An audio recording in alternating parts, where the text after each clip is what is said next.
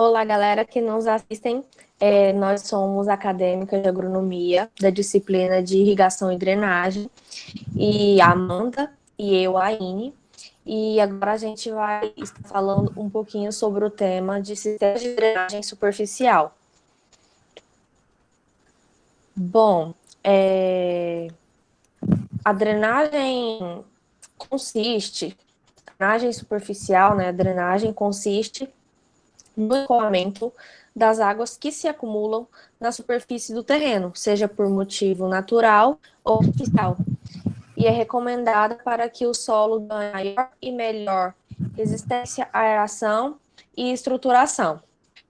Da água da chuva ou da irrigação, ela não se infiltra no solo, então ela vai acabar escoando sobre a superfície até ela alcançar um canal que ela possa, né, ela sair desse terreno. E quando essa eliminação não é o suficiente, ocorre o encharcamento do solo, que vai causar uma série de problemas de excesso de umidade.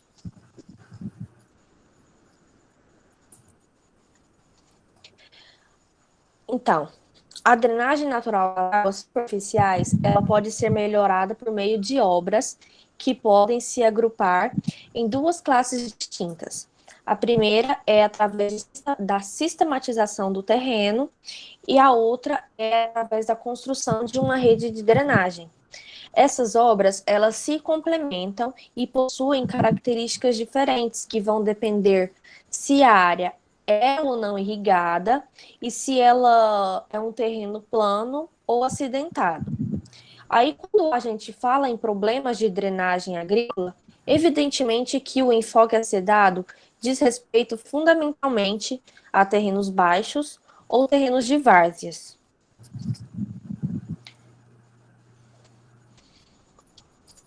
Aí, essas áreas, devido à sua topografia acidentadas, elas recebem todas as formas de água, como, por exemplo, de pequenos cursos d'água que os percorrem, escoamentos superficiais procedentes de terrenos mais altos, drenagem subterrânea nessas áreas, e em alguns casos que são mais raros, elas recebem inundações de rios que as margeiam.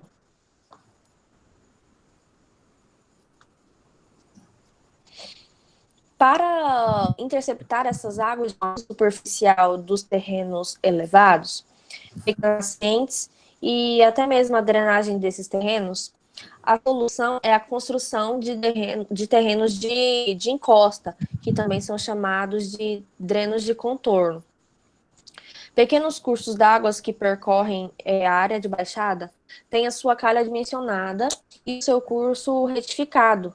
Aí, na maioria desses casos, pode-se construir drenos que vão servir de coletor principal ou mesmo ser desviado para drenos de encosta.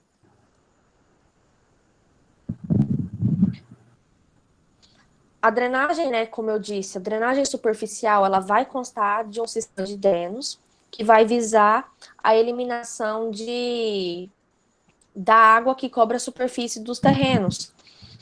E principalmente na eliminação, o mais rápido possível, das águas da chuva e na recuperação dessas zonas que estão alagadas. A drenagem superficial, ela é normalmente necessária nas áreas planas, com solo de baixa capacidade de filtração de água, né, baixa permeabilidade, com camadas impermeáveis que estão logo abaixo da superfície ou que tem pouca diferença de nível em relação aos drenos naturais, como, por exemplo, os riachos e os córregos. Sendo assim, a gente pode considerar dois casos de drenagem superficial, que seria a drenagem para a ação das águas da chuva e a drenagem superficial em áreas com problemas de excesso de umidade.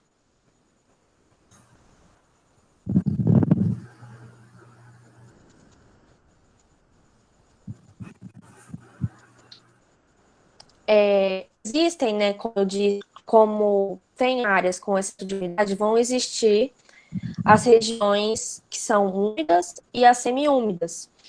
Isto é devido principalmente à falta de condições para a movimentação dessas águas, chuva para fora dessas áreas, ou quando essa movimentação ela é muito lenta, devido à pouca declividade que existe na área.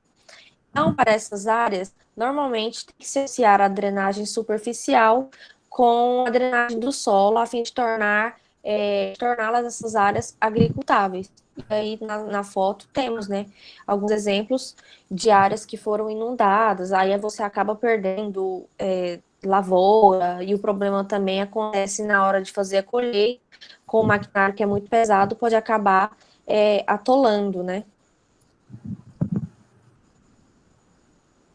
Bom, nós temos alguns sistemas de drenagem superficial, sendo que eu vou falar sobre os principais agora.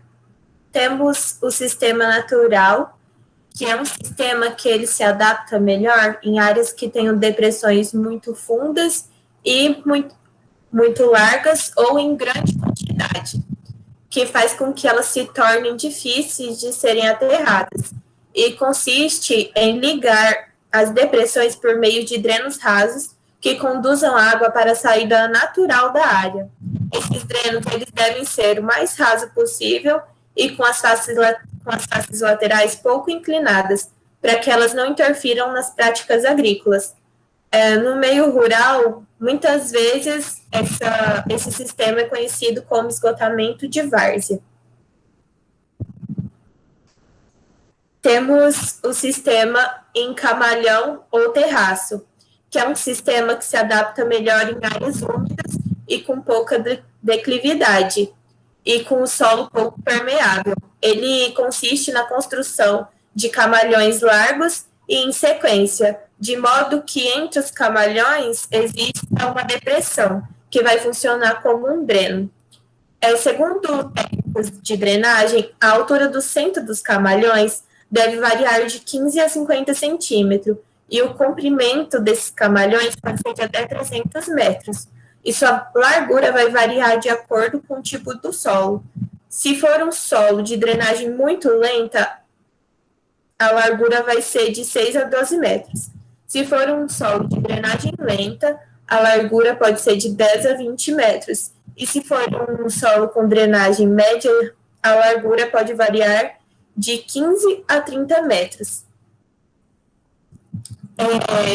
As linhas de plantio, elas podem ser tanto na direção dos comprimentos dos camalhões, como também perpendicular a eles.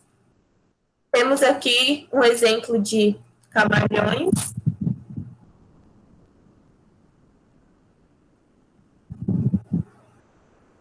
Onde as partes altas são os camalhões e as partes baixas as depressões, que vão interceptar. Temos o sistema interceptor, que também é um sistema denominado de drenagem de terraços ou sistema de drenagem transversal à principal declividade do terreno.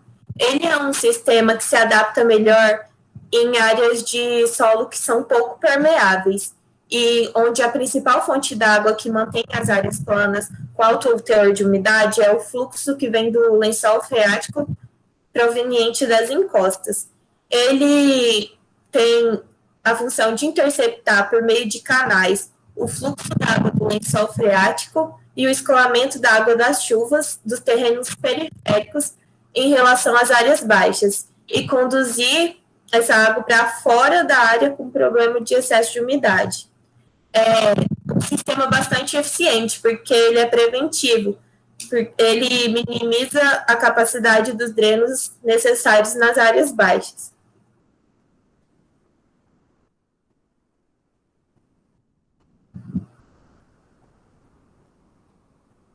Temos os sistemas de drenos rasos e paralelos. Ele é um sistema que se adapta melhor em áreas planas, onde o solo tem baixa permeabilidade e várias depressões. Ele consiste na construção de valetas ou canais rasos e paralelos, na mesma direção que vai ser o plantio. O espaçamento desses drenos depende da quantidade de depressões que existir na área. Ele normalmente varia de 100 a 300 metros.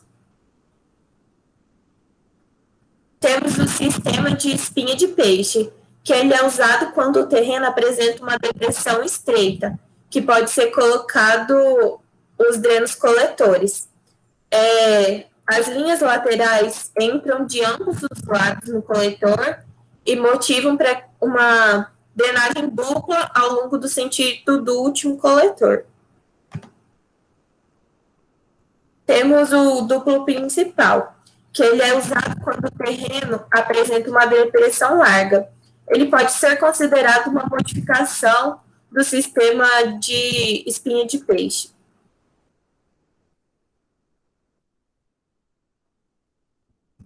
Aí temos o sistema de agrupamento, que ele normalmente ele não é um único arranjo, um único sistema.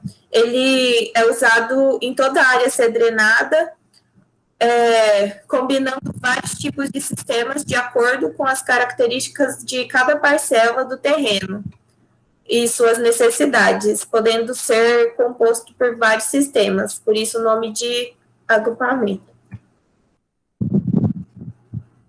E temos os sistemas, a sistematização de áreas, que é um sistema que ele se adapta em áreas planas com muitas depressões, porém pequenas e rasas. Ele consiste na uniformização da superfície da terra. Ele ou você aterra as depressões ou corta as elevações, e seu uso vai depender do volume de terra que vai ter que ser movimentado. Bom, esses foram os principais sistemas e muito obrigado.